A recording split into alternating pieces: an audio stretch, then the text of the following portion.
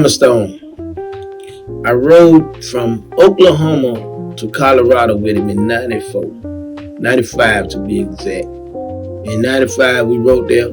I was going to the USP Florence, and he was going to the ADX Supermax, which I later ended up coming there in like 2011. So as we was going there, I heard him and some of his antics and stuff on the bus, and he was like the whole ride, 6 hour ride. He was the life of the party, the whole thing. He's big, goofy, jokesy, goofy guy, and going on like that. So I looked at him, and I don't underestimate nobody, but I didn't really give him a good look. I just see him in a class clown. I thought that he got put to sit there on the humble with dealing with his homeboys as being an Aryan brother. So I really didn't give him the credit that of some of the stuff that he did do. But as I went on through the penitentiary system, and they told me that I had rode down there, and I was telling them that I rode down there with Hammerstone. I said, yeah, Hammerstone's on the thing. I heard the dudes talking to him, blah blah blah. And they said, oh yeah, that's the one who killed the dude with the pork chop bone in the shoe. That's why we are not allowed pork chop bones in the. We cannot get pork chops that's had. We can get center chops now, but we can't get the pork chop that had a bone because this individual Hammerstone killed his celly with it. And why he killed his celly was just as crazy as him killing his celly.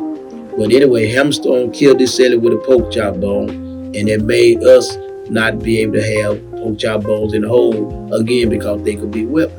Now, as the story goes, and they told it to me that Hammerstone, being an Aryan brother, he wouldn't accept nobody mixed race or whatever in the cell with him. He had a white cell in there with him, and they said that he was sitting there sitting down there on the writing or reading or whatever with his book going on. And he said the bed started shaking. And according to them, they said Hammerstone said, I know this motherfucker ain't up here jacking off while I'm in this room. And so he said that the bed just kept on shaking. So now the bed's shaking, and he reading the writing, whatever Hammerstone was doing, he reading the writing, and then a liquid-like substance fall on his book or on his tablet. And they say he like, what the fuck? So he think the guy's up there masturbating. So he takes the bone. He go grab it because it's hard to get up. It used to be hard to get a knife, He goes get this pork chop bone that he had made a knife out of. So he reach up there, reach up there and grab the dude and just start stabbing him with the pork chop bone in the neck. He stabbed him with the pork chop bone in the neck and grabbed him and broke any part of his neck that he didn't stab up once he had this, rendered the dude unconscious. And then he took the dude, drugged dude out in the middle of the floor, dude shit all over himself, drugged dude out in the middle of the floor. Then when the police come by, he beating on the door laughing, telling the police, hey, come get this piece of shit out here before he starts thinking. He going on. So naturally police came in, got the man out there, the man was dead. And probably why he was on his way to ADX and everything. But what they revealed to him after this, that's the thing that got him, that it revealed to him after then. He like, motherfucker was up there, everybody know that he thought the dude was up there jacking off.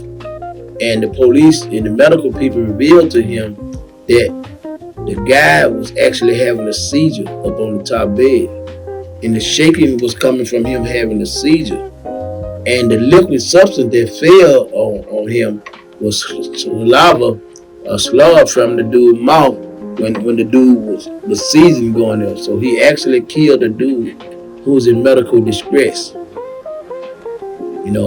So me myself, I don't know how to judge that. I can't tell him how to have reacted to that. I probably would have gave dude a warning, like, motherfucker, if you're doing something up there, you better stop it now. Then I would try, if I hadn't, I'd try to after then if he was still doing that there. Then I would have looked, but that's the story with Hammerstone. The man who killed a person with a pork chop.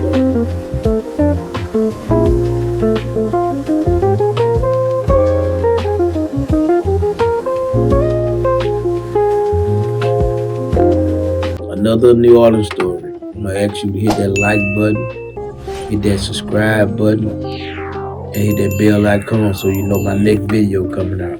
I'm gonna talk about Atiba or Atiba Green out of New Orleans, my homeboy. He got Tim Boy Fat tattooed on his arm. I used to communicate with Tim Boy Fat through him. When he hollered, when he heard from Fat, he'll send a message to Fat from me, and I send a message. We try to kind of keep up with who's on the compound, because if somebody was on the compound, there was a rat.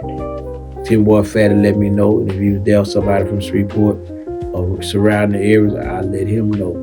And people always said that me and him kind of ran a yard the same. I don't know if anybody ever ran a yard like I did, because I never ever ran a yard. I always kind of coexisted in a yard. So I don't know if it go with the thing of running a yard. So anyway, Tim Boy Fat, and he was very well known, even though I never got the opportunity to be around. But Atiba Green worship him. Now Atiba, me, Atiba, and Pee Wee, and some of us, we was hanging out. Atiba is a scam book. Anybody, if I say anything less than that, they would not know. They would not believe that I know Atiba. Atiba is a scam book. Atiba will pull every trick in the book and be ready to fight and go to war behind it. Atiba will beat these folks out their money, refuse to pay, and be ready to go to war for it. You know what I'm saying? So Atiba, I used to have to take what Atiba say with a grain of salt. Oh man, this dude think I owed him because of this and going on. And then when I investigate the situation, I be like, man, I told you I was gonna be giving him nothing. I had already made it up. I said, listen, I used to tell the dudes all the time, man, I ain't gonna let nothing happen to him. Y'all better stop giving him something, because I ain't finna pay his debts neither. And that time going there, man, he always had a scheme. Man, the dude who wrote the book wrote Dutch and Dutch One with the girl Terry McMillan. He was down there. Man, this man here owed this man so much. Atiba owed this man so much money, and then try to build a case on the man. That's what Atiba Green was, man. I love him for who he was, but anybody know Atiba know how he was, man. He was a scam booger. Out of respect for the dead, rest in peace. I'm gonna call him a scam booger. But Atiba Green, I do have to admit that when I had that situation again, he had a bad leg. I had that situation in Pollock in which I stabbed up some of my homies, they were from the New Orleans side. And Atiba approached me also. Now skinny he is, and with his bad leg, but the fact is his nuts was that big. And he pulled up on me too. He wanted to know what's going on. I have to be honest and say that I don't think him or Pee Wee, I would not have been able to respect them if I was involved in stabbing some of their people and they didn't inquire and try to find out what was going on. They had heard that I was trying to do the right thing, and I was pretty much everywhere I went, I was a straight shooter. But until they asked me and listened to me themselves, I think it was warranted. And I give them much respect for that. Like I said, rest in peace, Atiba. But as far as that, I'm going to say he's a scam boy. That song going there. You got a beat playing going on everywhere. Ain't no telling somebody may come to you and tell you, hey man, Atiba owed me 50 books of steps. And he's supposed to got them back to me. So I said, well, you fool, you gave it to him. Had no been given to him. Because you really gonna have to fight for this money. Because Atiba gonna beat you out your money, and he ain't gonna do no checking in. He ain't doing no checking in. He gonna beat you out 50 books of stamps, and he gonna walk right around on the compound. And if you bring it to him, he gonna give it back to you. So and that's Atiba Green, and like I said, me, him, Pee Wee, you'll see us on some of the pictures. But one of my struggles was to get him the hell away from there because he had family down in Arizona. He didn't want to go to Arizona, but I'm telling him, if Arizona is where your family at and you getting short, the thing is to be close to your family. But and I heard from Terrence Gangster William that he was dead. I actually did not know he was dead until Terrence Gangster William, because I was like, I was shut down in ADX. You don't get much news up there, information. So I also heard that rest in peace Fat Boy, Tim Boy Fat, that he was dead. But you'll see Atiba Green, like I say, he got Tim Boy Fat on there, he got his tattoos in his face. But the skinny son going there is, he's a scam booger. And he's willing to put in work behind being a scam booger. So I know, like I said again, rest in peace, Atiba Green. I got his hookup, I got everything, and I mean, I don't bother his mama with condolences because she never really knew me. But much love again. Hey, hit that like button, hit that subscribe button, hit that bell icon. It's on Atiba Green, my little homie out of New Orleans, Louisiana. The New Orleans dude know him, and anybody in the Fed system know him. He's a scam boo. All right, one love.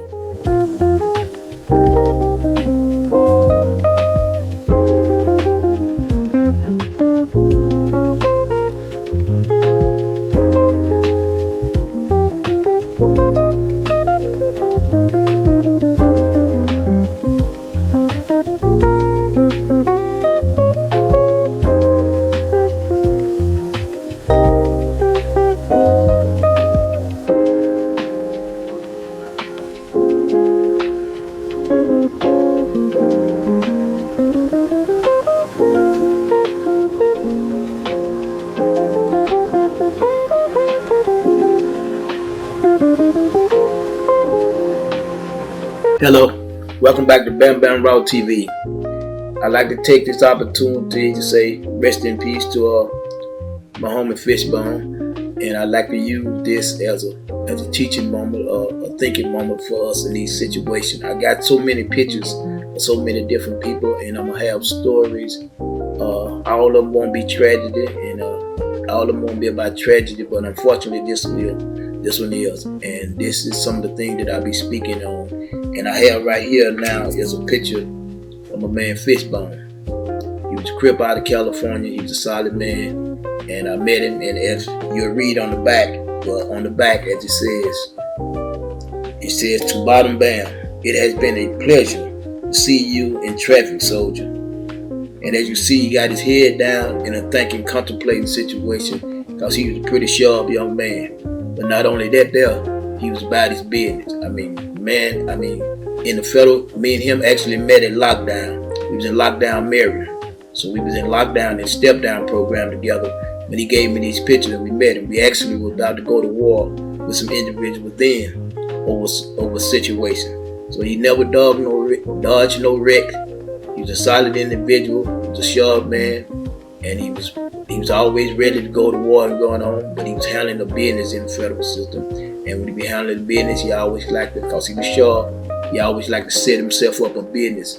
And he set himself up business when he go different places in different ways, and being in the federal system and setting up a business with, like I said, the average person you are dealing with got a life sentence, and he wrecked just like you wrecked.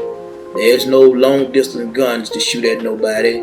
There's no jump out of car going, fly by going 100 miles per hour and shoot at somebody. There's no, it's like I said, there's no 100 round clip. There's none of these things are available in the federal system.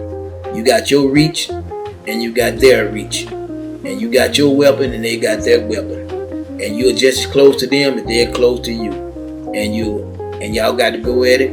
And some people can't handle it that way. And unfortunately, some people, it's a different when they get in touch with steel and they have to touch somebody back, opposed to having, unfortunately, that's how it is. It's something that you have to get used to. But the tragedy is with Fishbone, he was, like I said, we was in the Marion lockdown together. And we was in the unit together for about a year, exercised together at times. and he was a sharp man. The man had family, he had children, he had loved ones, and he had, he had a lot to live for, even though, he had a lot to live for, but yet still, he was trying to do his best to make it in the federal system and not be a burden on his family, and try to make a little money, whether it was selling stamps or having a store. He always kept him something going on so that he would not have to be a burden to his family. Most men like to do their own thing, take care of themselves. Unfortunately, when he left the lockdown, he went to, I think it was Atwater. He went out to one of these, to another USP, and when he went to USP, in his transaction with another person, they did not pay him his money, and he felt like he had to go see him about it, and he basically, and the amount of money was, I think if my homeboy and the men's told me right, it was probably a matter of like $15, $20 worth of stamps or worth of material. And so when he go see this individual about it, he go with every intent that, hey, you gonna pay me one way or the other. Now he didn't go that day looking to die. Probably didn't go that day looking to kill. But he went to enforce the fact that he needed his money, and he felt in the federal system, you cannot allow yourself to be in a situation where you've been disrespected if you're trying to be a businessman, because he's going to open the door for all these other individuals. But as I say with him, as the story of one of my homeboys who down there with him told me, because they knew I was tight with him and everything, and they told me as he approached the individual from another spot and tell him about, hey man, I got to have my money going on. The individual like, yeah man, okay, I'll get your money, but man, you ain't gonna be pulling up on me like this. And the dude basically tell him, hold on man, you've been holding me for 2 weeks. You supposed to be paying me.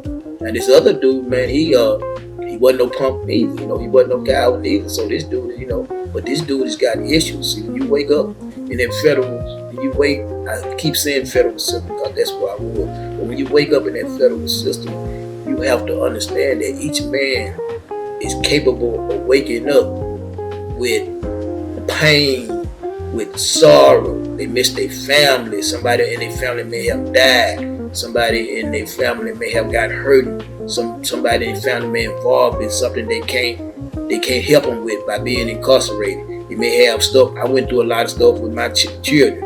I was sad that I couldn't be out there anytime I hear about my daughter, something happening with my daughter, with my son. I would be so mad that I actually sometimes went and got in trouble just to get it out of my system. And you got individuals that when you approach them and you approaching them about a simple matter as your money, and they're thinking about a life matter, a death in their family, whatever, you have no control over their reaction to what you're talking to them about. And to my understanding, he woke up, hey man, let me get my money going on. Dude, like, man, I told you I pay you, man, but don't be pulling up on me like this him. Because the dude has actually got more issues that he's trying to deal with. And Fishbone, he replied back like a man, this is my money. You 2 weeks late. I'm pull up on you if I want to, man. Just give me my money. Don't never get nothing else from me. So a couple of words had changed. Next thing you know, dude come up with his knife, Fishbone come up with their knife, and they danced. They went in and danced, and unfortunately, Fishbone got the short end of it. He lost his life through that little encounter. But that is a possibility every second or every day in which you are locked up in any penitentiary, but definitely the federal penitentiary, because of the extent of time that individuals in there get. You get all day, even if you get a 30, 40 year sentence, you got 87% of the time to do. If you went in at 30, you're going to be 60 something when you get out and going on, and you're going to be just as dumb as me to whatever going on out the world. So, basically the thing you can do is get out and just stay out the way like I try to do. But the important thing is, when you go in there, you got to understand that every man has the same capability as you have. But every man got all the men's got all day and little incentive. But they also wake up dealing with problems out on the streets. You see videos of individuals taking pictures when they smiling and going on. Let me tell you, brother, that is short-lived. A few times you see us smile and laughing, then it's so many times that we either crying or we sick in tears over our loss of our family, when we look at our situations and realize that, hey man, we lost so much, and the stuff that we were trying to gain, we overlooked what we already had, and we lost so much, and we put ourselves in this situation now that we have to either thank or kill to stay alive, or thank to get out of there, to get back out on the street. One of the two. And not all the stories, like I said, other stories, they just as tragic. But the man that ended up with life sentence when he started out with 10 years, I got plenty of photos of guys like that. Like I said, I'm going to tell some about the story because they all happen in so many different ways. I know a man that I was cool with him because I fooled with all good men and solid men. They wasn't always the smartest, but they was good and they was solid. And I know men that had 3 months to go to the house. And ended up killing his cellie. After doing at least 15 years, you got 3 months to go to the house. What kind of, but that happened. I feel just as sorry for him as the man that he killed. And these are what you're facing in the federal system. And being aware of some of these things stop us from getting associated with these different individuals from the get-go.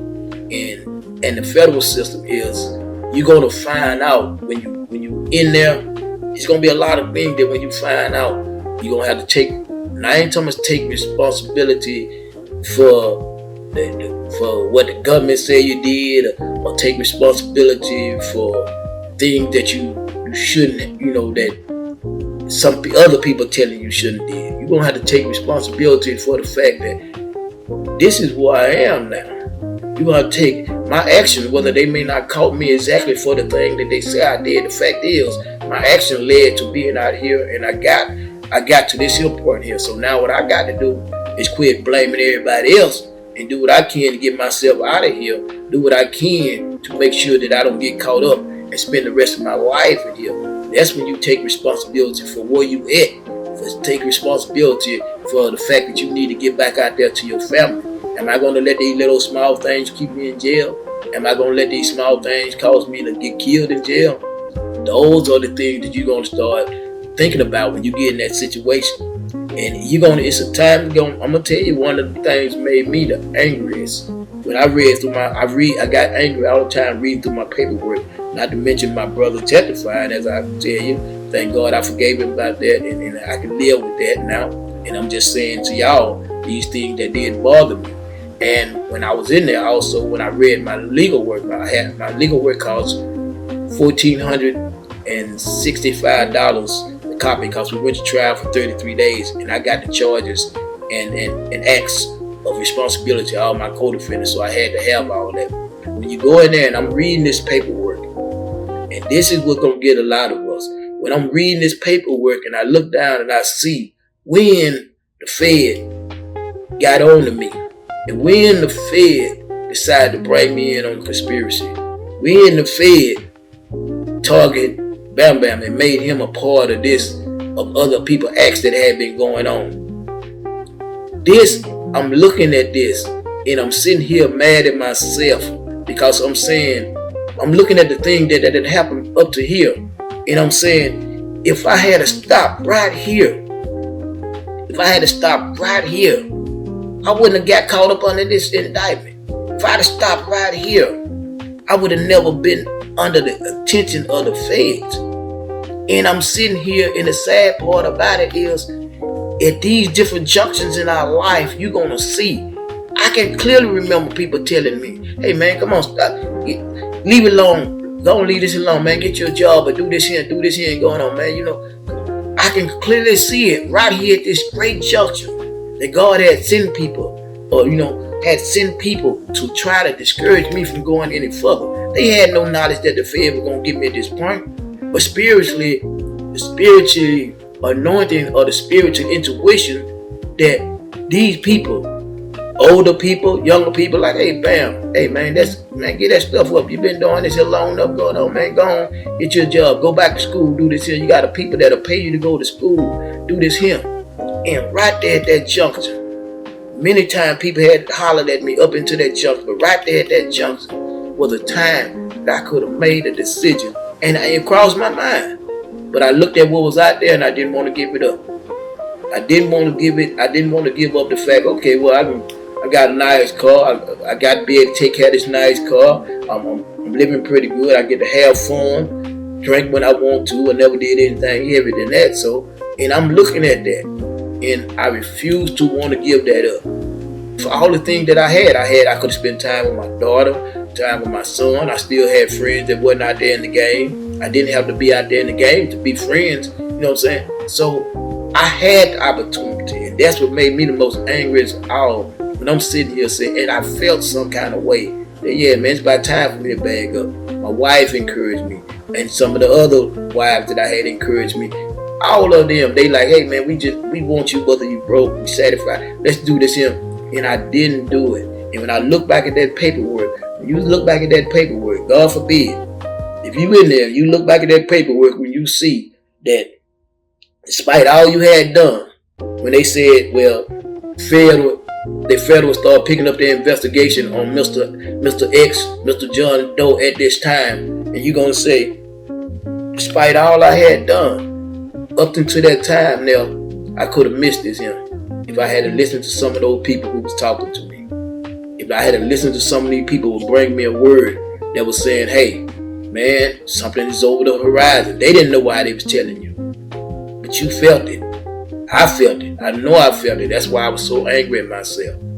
So when you get the message from people, whether it's through me, through anybody, that, I mean, it's going to be we need to try to change, because things is up in the air now.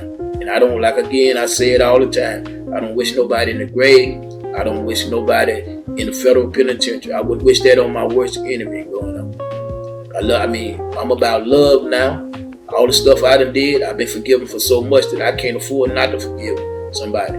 That's why I try to, if I can't have, I tell anybody, if you can't love the next person, at least have some tolerance for them. And that'll prevent y'all from having a confrontation. So if we can't practice love with everybody, practice tolerance with the rest of them. And love with all the ones we can. Love you, man. We'll talk later on Bam Bam Raw TV.